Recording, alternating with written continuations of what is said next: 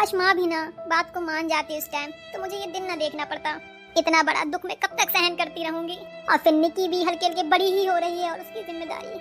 Mummy, अरे निकी बेटा आओ मेरे पास आओ। मम्मी पापा कहाँ हैं? मैंने बताया था ना आपको बेटा कि पापा बाहर गए हुए हैं, उनको थोड़ा टाइम लगेगा आने में। झूठ, आप झूठ बोल रही हैं।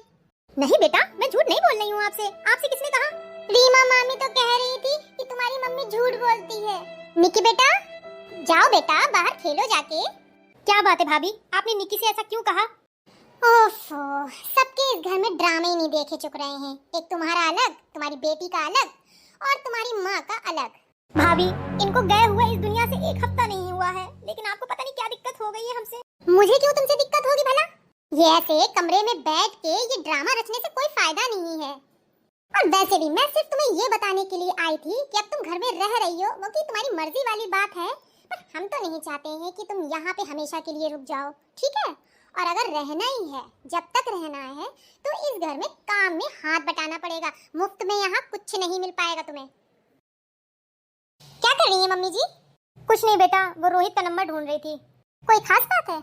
नहीं बेटा, खास बात क्या होगी अब। बेटा सीमा ने कुछ खाया? कहाँ मम्मी कुछ खा रही हैं, अभी तो मैं कमरे से होके आई हूँ उनके।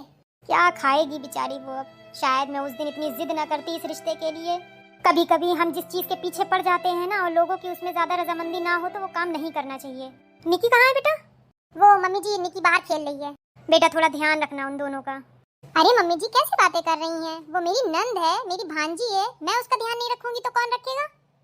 शायद मैंने पिछले जन्म कुछ पुण्य ही किए होंगे जो मुझे इतनी अच्छी बहू मिली है। क्या मम्मी जी आप भी ना। अच्छा मम्मी जी मैं जल्दी से खाना बना ले रही हूँ क्योंकि दीदी को भी भूख लगी होगी ना और फिर मुझे निक्की को भी देखना है। ठीक है? ठीक है बेटा जा बना ले जाके खाना। भगवान तुझे खुश रखे। और तू बता तू कैसी है? तेरे तो बड़े मजे है ना, बड़ी ठाट से रहती है वहाँ पर तू। अरे कहाँ, बस खाली बातें बोलने की हैं और कुछ नहीं। पूरा दिन चकरगिन्नी की तरह नाचती रहती हूँ घर के कामों में। ऊपर से वो हमारी नंद आके बैठ गई है, उसका मेरा तो अब दम घुटने लगा है इस घर में। मैं सोचती मैं करूँ तो करूँ क्या? खैर वो सब छोड़, तू अपनी ही बता, तेरा बेटा कैसा है? रीमा बेटा 1 मिनट 2 मिनट होल्ड पे रहना जरा, मेरी सास बुला रही है। रीमा बेटा। जी मम्मी जी बताइए। बेटा मैं थोड़ा काम से बाहर जा रही हूँ और मुझे शाम हो जाएगी, ठीक है? घर का थोड़ा ध्यान रखना। ठीक है मम्मी जी। हाँ हेलो। अरे कुछ नहीं, वो बाहर जा रही हैं, वही बताने आई हैं। इस बुढ़िया ने तो मेरा जीना हराम करके रखा है। एक मिनट तू जरा फोन रख, मैं तुझसे बाद में बात करती हूँ। ये तो बड़ा खुशी का दिन है कि सास बाहर गई है, शाम हो जाएगी। क्यों ना सारा काम अपनी नंद जी से करवाया जाए। ये रहे हैं सारे गंदे बर्तन और मैं तुम्हें 15 मिनट का टाइम देती हूँ। सारे के सारे बर्तन बिल्कुल साफ हो जाने चाहिए। और हाँ जल्दी जल्दी हाथ चलाना क्योंकि और भी काम पड़ा हुआ है। अरे बाप रे ये तो गिलास टूट गया। बर्तन की शुरुआत तो तुमने अभी सही से की नहीं और तुमने कांच का गिलास तोड़ दिया। वो भाभी यहाँ से फिसल गया था। काम न करने का ये अच्छा बहाना है कि चीज तोड़ती रहो और मैं तुमको मना कर दूंगी, लेकिन आज मैं तुम्हारी खबर लेके रहूंगी। 1 नंबर की कामचोर है जो कि पड़ी रहती है पूरे घर में। ऐसी जिंदगी से कोई फायदा है? ऐसी जिंदगी से तो मर जाना बेहतर है मेरा। अरे निकी बेटा तुम यहाँ खेल रही हो? मम्मी कहाँ है तुम्हारी? नानी मम्मी मामी के साथ ऊपर है। चलो अच्छा है, रीमा के साथ थोड़ा उठे बैठेगी तो थोड़ा उसका मन बहल जाएगा।